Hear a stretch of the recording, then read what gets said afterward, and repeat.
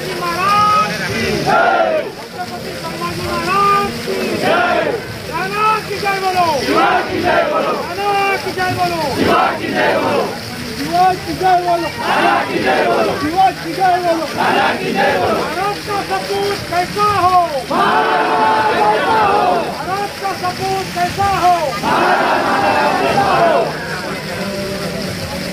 छत्रपति शिवाजी महाराज की जय, महाराणा प्रताप की जय, राणा की जय बोलो, शिवाजी की जय बोलो, राणा की जय बोलो, शिवाजी की जय बोलो, महाराणा प्रताप की जय, छत्रपति शिवाजी महाराज की जय, छत्रपति संभाजी महाराज की जय, महाराणा प्रताप। आजही सळसळतं आपल्या मनगटामध्ये आपल्या धमन्यामध्ये निर्माण करतो। संभाजीनगरात विशेषतः साजरी करताना खूप वर्षाच्या लढ्यानंतर इथं शूरवीर महाराणा प्रतापांचा पुतळा उभा राहिला आहे। त्यात अनेक लोकांचा सहभाग आहे। मला तो पुतळा उभा राहणं महत्त्वाचं होतं। हा पुतळा म्हणजे फक्त मूर्ती नाही, त्याला अनेक लोकांनी विरोधसुद्धा केला।